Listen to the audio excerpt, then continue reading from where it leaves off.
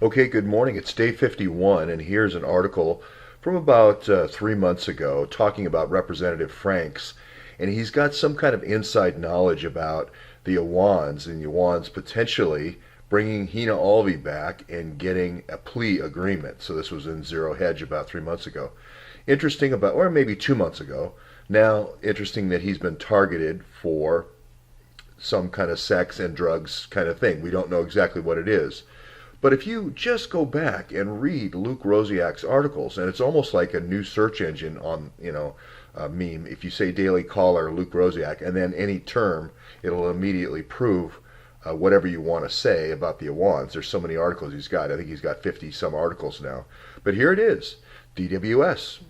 Had a secret server, 45 different folks from the House and Congress that they were funneling information to on a secret server. Right there. It says it right there.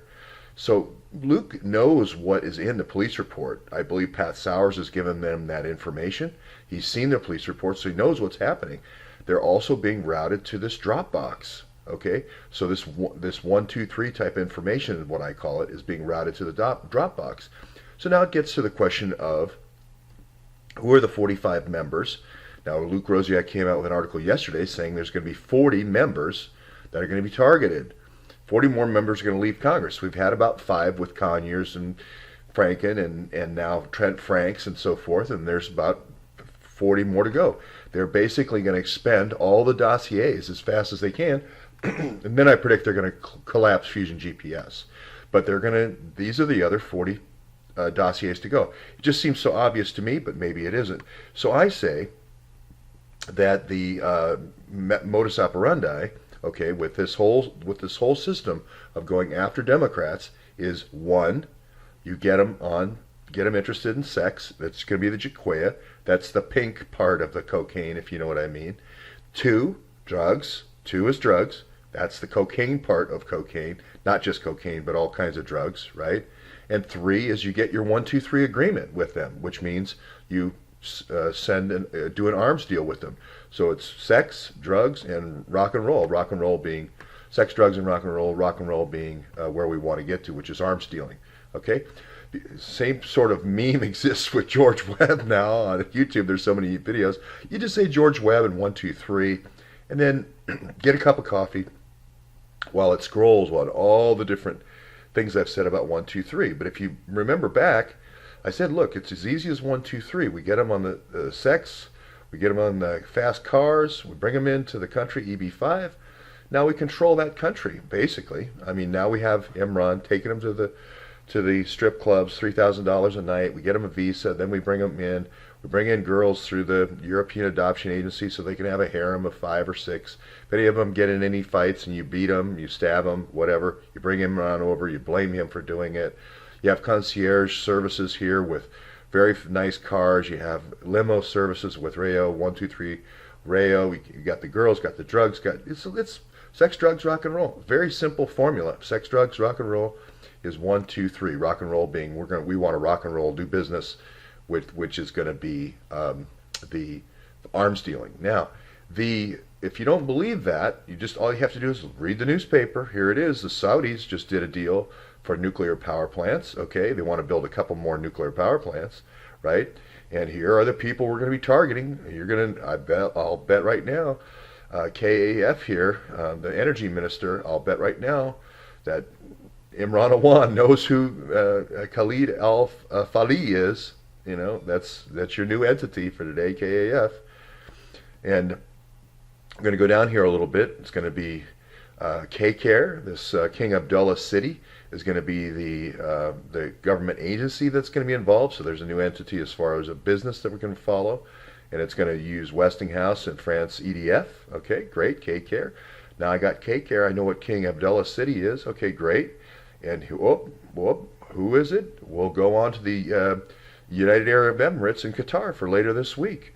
Okay, so we're talking about bringing in nuclear technology, and I think we're going to be bringing in nuclear fuel, folks. I mean, it just jumps off the page at you almost with neon lights. And what is it? That's how you get to a 1-2-3 agreement. Sex, drugs, and then now we're rocking and rolling with our 1-2-3.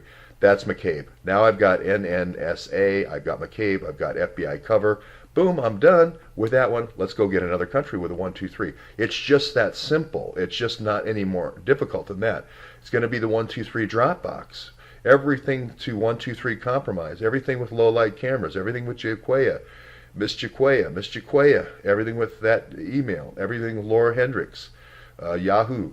Everything in this process of compromising Congress, 1, 2, 3. It's not just going to be the House, it's also going to be on the Senate side. You're going to see it coming.